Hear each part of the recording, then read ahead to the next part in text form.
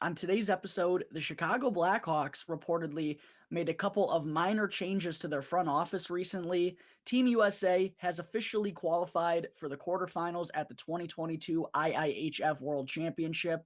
And then to wrap things up will be defenseman Seth Jones' 2021-2022 season recap. All that and plenty more right here on Locked On Blackhawks.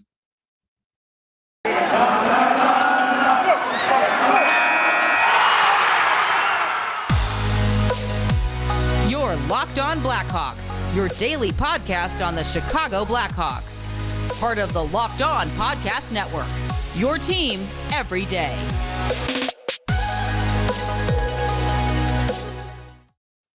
Welcome in to the Locked On Blackhawks podcast, your daily podcast on the Chicago Blackhawks. Today is Tuesday, May 24th. I'm your host, Jack Bushman. You can find me out on Twitter at JackBushman2, or you could also go and check out my Strictly Blackhawks account at Talkin' Hockey for all the latest Blackhawks news and updates. And if you're watching or listening to the audio version of today's episode, if you're listening to the audio of today's show and you like what you're hearing, then please go and show some support first by following the podcast, which will only take a quick couple of seconds. Literally, just a quick click of the button will help me out tremendously. Go and leave the show 5 stars if you like what you're hearing today as well. And if you're tuning in through Apple Podcasts or through Spotify, then go and leave me a review. I always greatly appreciate getting some feedback from some of my tremendous listeners out there. And best of all, it's 100% for free wherever you may be listening to your podcasts, whether that be through Apple Podcasts, Odyssey, Spotify, Google Podcasts, etc. It's all 100% for free. And if you go and follow the show right now, then you'll be able to get the latest episode as soon as it comes out each day. And if you're not already watching the video version of today's episode, then you got to be sure to go and check out Locked On Blackhawks on YouTube, because each and every episode moving forward, folks, is going to have a video version attached to it as well. So if you haven't done so yet, please go and subscribe to Locked On Blackhawks on YouTube. I'm really trying to keep boosting those numbers up.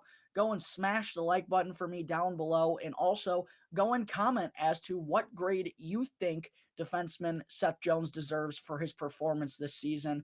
And last, be sure to go and ring the bell. Go turn on those push notifications so that you can be notified when the episode gets uploaded to YouTube each and every day. All right, good morning, everyone. As always, thank you all for joining me on another episode of Locked On Blackhawks, your one-stop shop for all things Chicago Blackhawks, and for making the show your first listen here to start off your day. And to open things up this morning, I wanted to be sure to mention that the Chicago Blackhawks have reportedly made a couple of minor changes to their front office staff in the past couple of weeks.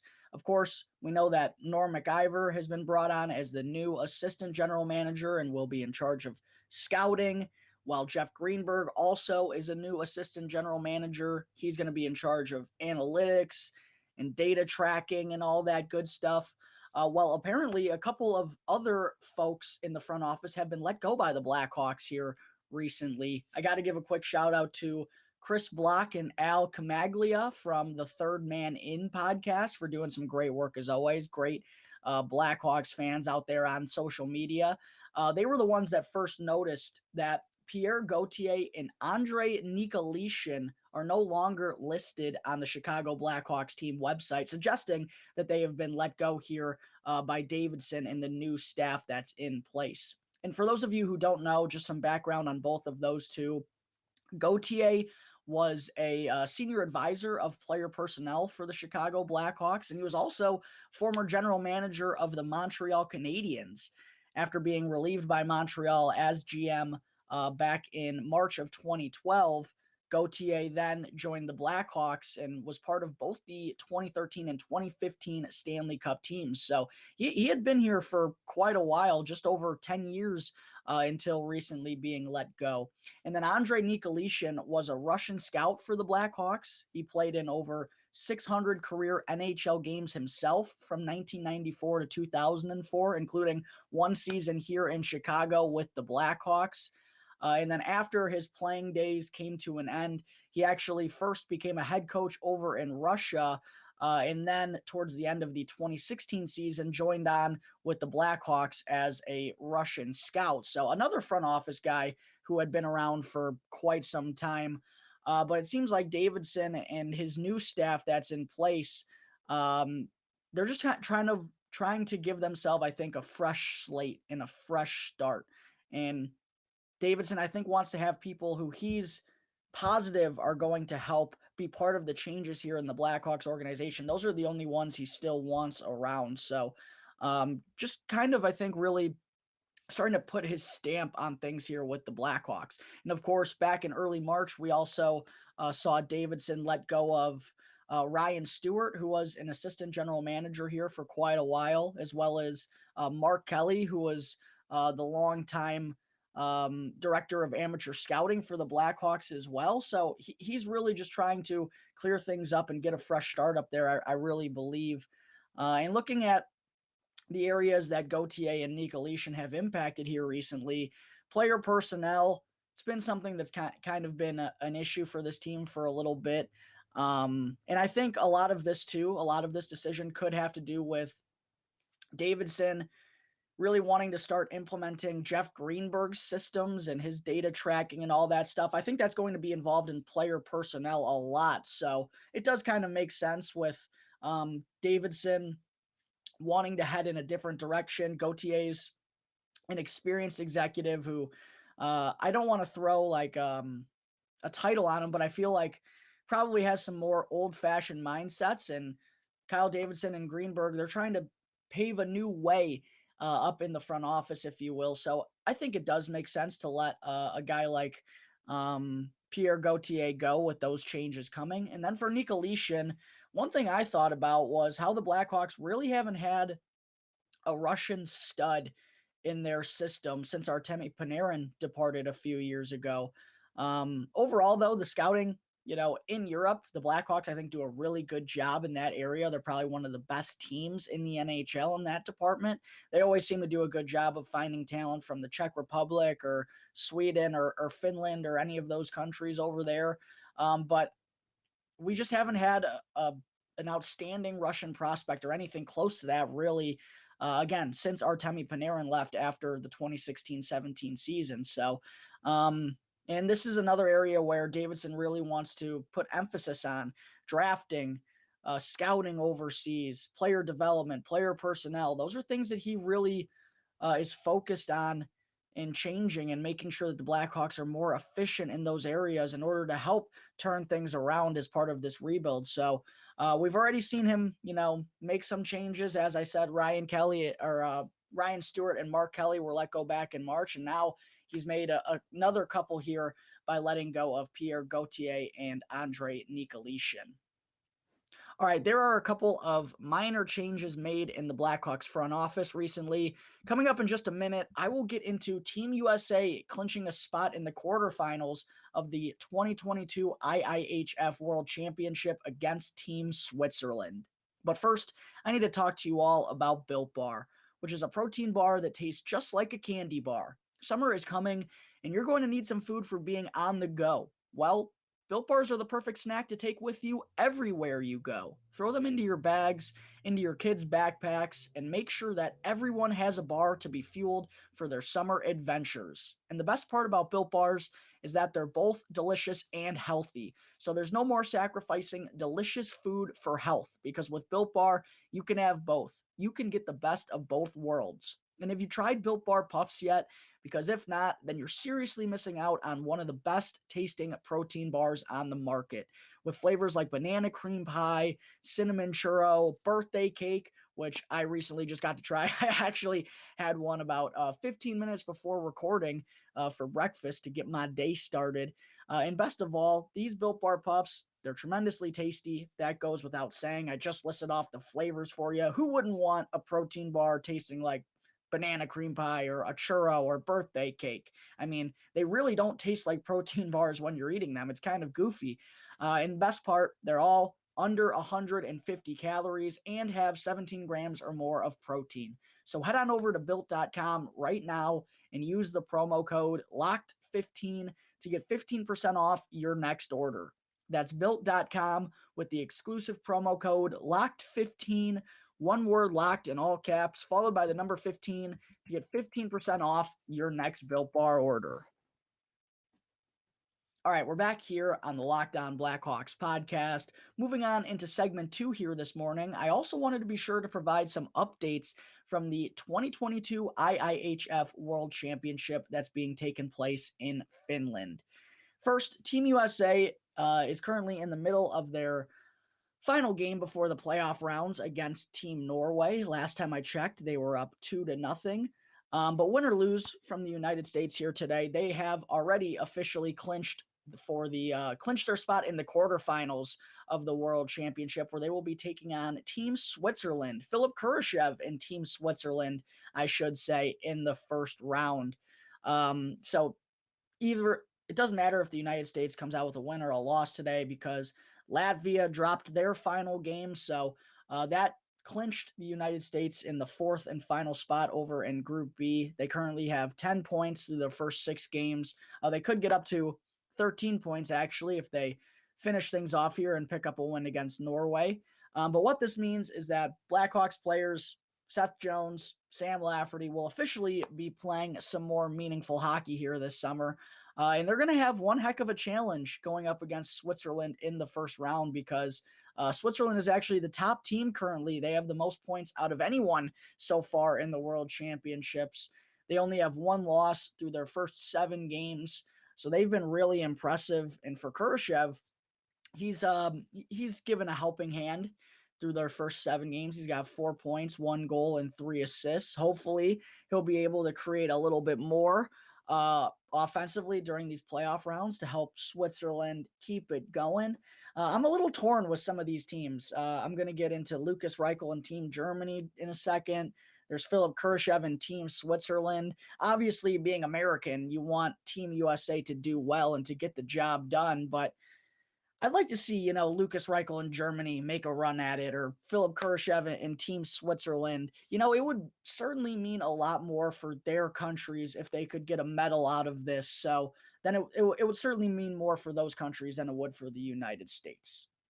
So I think it would be cool to see one of those underdog or sleeper countries come away with the win or take home the gold medal. Here at the World Championships. But it's going to be a super fun first round for Team USA and Team Switzerland. United States, there's certainly a chance that they could lose that one. I know you think Team USA against Switzerland, that should be a bloodbath, but, the rosters aren't usually what they are for international tournaments. To be fair, Team USA has gotten some help here recently. I believe both these guys have actually scored goals against Norway this morning. But Ryan Hartman and Matthew Boldy have now both joined on the team after the Minnesota Wild were knocked out of the Stanley Cup playoffs. That certainly makes their roster a little bit deeper and gives them a little bit of a better shot, I think, to make a run in the playoff rounds with a couple of additions like that. But should be super fun when those two teams, Team USA and Team Switzerland, take on one another in the first round on Thursday. Also, I just said, Lukas Reichel and Team Germany, they're in contention here in the World Championships as well. They actually fell to Switzerland 4-3 in a shootout earlier today, but they have also still clinched a spot in the playoff round of the World Championships. They're currently sitting in second place in Group A, just behind Switzerland and just ahead of Canada.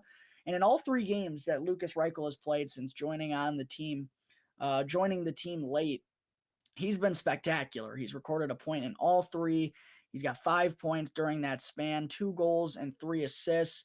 He's really made his presence felt since being a late addition to Team Germany. So should be awesome to see Reichel and the Germans playing some more meaningful hockey for their country. Obviously, that's another team who, I don't think a lot of people expected to do all that well in this tournament, but here they are right near the top of Group A and certainly are in the mix when they get down to just 8 teams here on Thursday. And then Erik Gustafsson and Team Sweden also are currently the top team in Group B at the moment with 18 points. They still could be passed up by Finland if they win their final game here. But Sweden also is going to be taking part in the quarterfinals on Thursday, meaning all 5 Blackhawks players in this tournament will be moving on to the playoff rounds. And I mean, that's exactly what we wanted to see out of this tournament. Our guys playing some good hockey, their country's playing well. Hopefully they'll be able to keep it up and keep putting up wins, because I know a lot of people aren't really tuned into this tournament. I mean, I'm not watching game by game. I'm basically just watching highlights and watching some of the key clips and whatnot. But it's fun because underdogs have a chance here. The sleeper teams have an actual shot because Team USA and Team Canada aren't loaded with all the talent. So it's cool to see teams like, I remember when Kevin Lankinen led Team Finland to a gold medal here a couple of years back, and that was really my first glimpse of Kevin Lankinen, and I was like, wow, this guy has a chance to be really good. So there's moments like that that can happen in this tournament where you feel like some special talent is coming up through the system in these next few years. Hopefully Lukas Reichel can keep that up. Philipp Kurashev always seems to play well for Team Switzerland in international appearances. Sam Lafferty is getting a heck of a shot with Team USA. Seth Jones is the captain. It's been awesome so far. Even Eric Gustafsson, who isn't going to be a Blackhawk for very much longer, has been chipping in for his team. So that's exactly, again, what we wanted to see out of this tournament. Give us some good hockey out of our players, let their countries perform well. And so far, they've been doing just that. And it's going to be a lot of fun to see which team is going to come out on top when the playoff round begins on Thursday morning. All right, there are some updates out of the 2022 IIHF World Championship. Coming up in just a minute, it's time for defenseman Seth Jones' 2021-2022 season recap segment. Welcome back to the Locked On Blackhawks podcast. I'm your host, Jack Bushman. Getting into segment 3 now this morning before I wrap things up. I still got to get into Blackhawks defenseman Seth Jones' 2021-2022 season recap segment. And Jones is going to be the third member of the Blackhawks who will receive a grade from me for their performance this season. Patrick Kane and Alex DeBrincat were the first two to go. So if you haven't listened to those episodes yet, definitely go back to the show from the past couple of days, give that a listen, and see what grade I thought Alex DeBrincat and Patrick Kane deserved for their performance this season. But for Jones, I think this is going to be a segment that a lot of Blackhawks fans are interested in, because there are varying opinions on the kind of season that Seth Jones had this year. A lot of people think, he was really good and he was steady, picked things up as the season went on, I should say. Well, there are others that think he was absolutely horrendous. And the question that I have for the people who thought he was horrible is, did you watch him with a tainted mindset this year because of the deal that the trade that Stan Bowman made to get him, and the contract that he dished out in the offseason? Because I really think that's the only way you can think Seth Jones was horrible this year.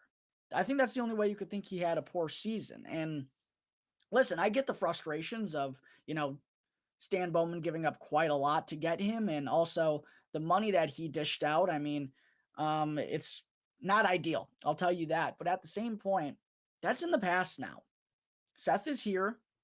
He's going to be here for a lot longer. So can't we just try to put that in the past, especially because Stan Bowman isn't here anymore either? Can't we just try to put that in the past and try to fairly gauge what type of player Seth Jones is? And most importantly, can't we try to root for him? Can't we root for this guy to do well? Because there were way too many times this season where I'd be at a Blackhawks game and the people sitting around me would be absolutely dogging Seth Jones. They'd be absolutely on him, booing him, when really he wasn't even playing badly. I just think people were booing him because they have this preconceived notion about his game. Like, all right, is Seth Jones a top 5 defenseman in the NHL? Probably not. Did he struggle early on in the season? Certainly. Did he make some boneheaded plays and have some bad turnovers? Absolutely.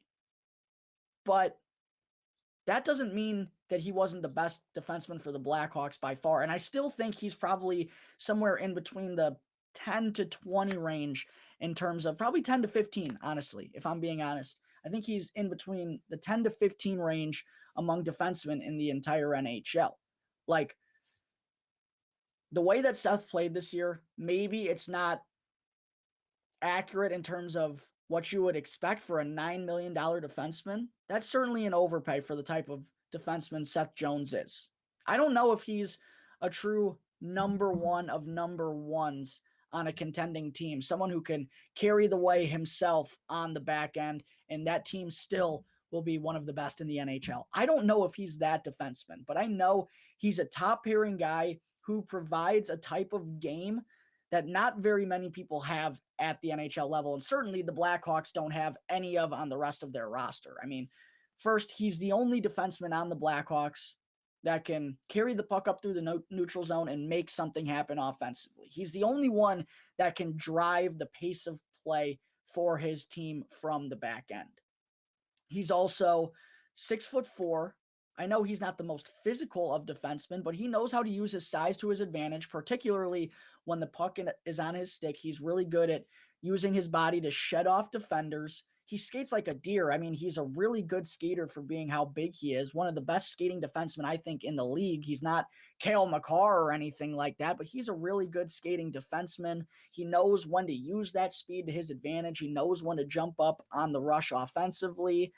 While he does, I think everyone will agree, he definitely needs to shoot more and be more aggressive on the power play. He is already a proven quarterback up top and did a good job of distributing to his teammates. I mean, if you look at the power play goals that the Blackhawks scored this year, it was basically the triangle. It was Alex DeBrincat, Patrick Kane, and Seth Jones at the top, feeding them one-timers.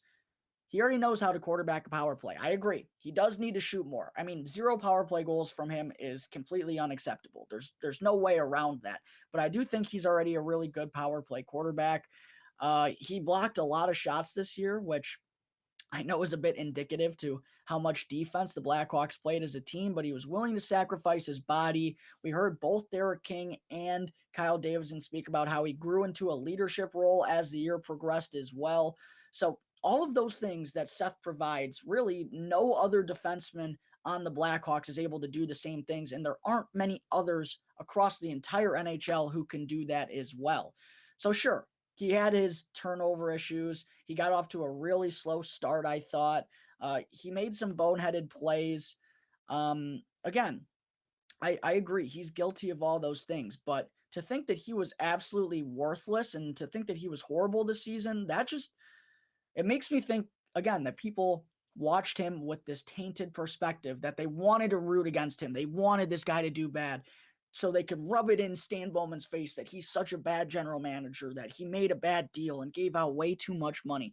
Okay, those things can be true, and Seth Jones can still be a good defenseman. Like, even if Seth Jones, like I said, maybe not a top 5 defenseman in the NHL, but he could still be really good while it still is an overpay, and an overpay for both what Bowman gave up for him and the dollar amount that he handed him on this extension. All of those things can still be true. So I just don't get the hatred towards Seth Jones when this is someone who's going to be very crucial to the Blackhawks rebuild on the back end. I mean, if the Blackhawks want to be good again in 3 to 4 years down the road, Seth Jones is probably going to be a big part of that success. So I just don't get the tainted perspective. I just wish fans could go out there and actually appreciate his game, because he really was a difference maker for the most part this season with the Chicago Blackhawks and did a lot of things that no other defenseman on this team could do. He also led the NHL in time on ice this year. So he played a massive role in his first season with the Blackhawks. Again, it was a slow start, but as the season progressed, I definitely thought he got better, and he had games where he was the best player on the ice. Simple as that.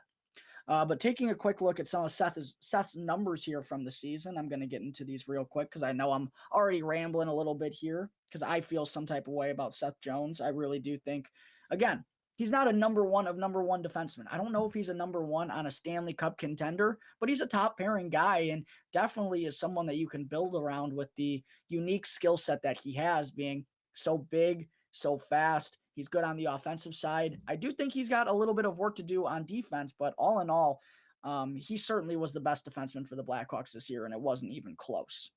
All right, getting into Seth Jones' numbers. Sorry that I didn't have those pulled up earlier. But in 78 games this season, Seth Jones recorded 5 goals and 46 assists for 51 points. Those 46 assists were a career high. 51 points were also the second most that he's accrued in a season.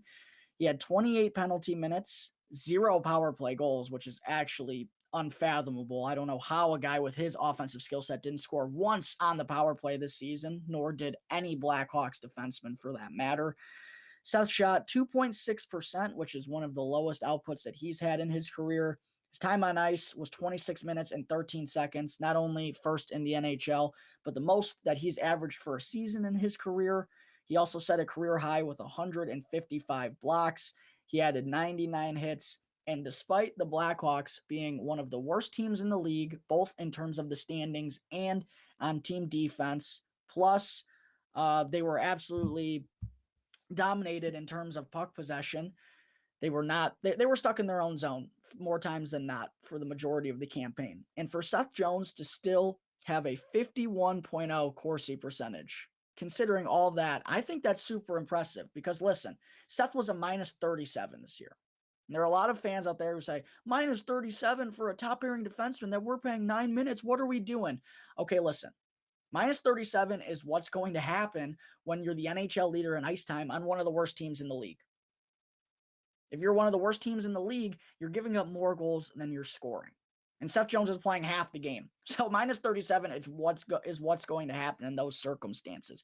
But for him to still have a positive Corsi percentage at even strength, while he was on the ice for about 30 goals more than he was on the ice for 30 more goals against than he was goals for this season. And his save percentage, the on-ice save percentage when Jones was out there was 87%, by far the worst of his career. To still have a positive Corsi percentage, I think tells you how much he's able to drive play from the back end and can actually help in the offensive zone, which I don't know if any other Blackhawks defenseman can do. This is really an impressive number to me. The fact that Seth plays so often and still ends up being on the ice for more shots and more shot attempts for than against at 5-on-5. I think that tells you how much of an impact that he can play for the Blackhawks. So sure, was he on the ice for a lot more goals against than goals for? Yeah, that's what's going to happen when you're on a bad team. Your goaltenders are terrible. You're playing half the game. That's what's going to happen. So all in all, folks, to wrap this thing up, I really gave this a good thought on what grade I'm going to give Seth Jones for his performance this season. I'm going to give him a flat B. Again, I think there's room for him to grow. No power play goals, unacceptable. His shooting percentage was down. That needs to go up a little bit more. He needs to get more aggressive with the puck on his stick.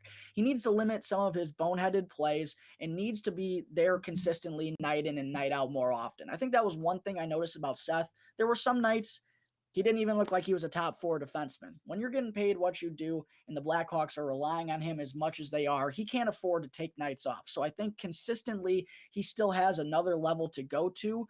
But there were a lot of positives. He set a career high in assists.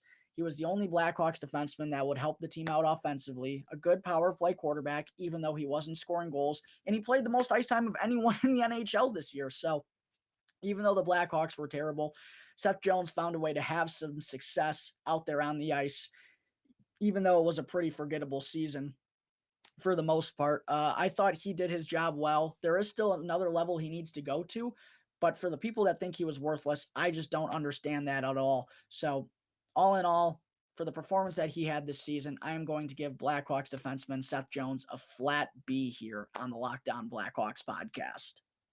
All right, folks, I think that is going to wrap up Tuesday, May 24th's episode of Locked On Blackhawks. Thank you all again for tuning into the show, and be sure to go and follow Locked On Blackhawks wherever you get your podcasts, and go and subscribe to Locked On Blackhawks on YouTube, and you'll be able to get the latest episode as soon as it comes out each day.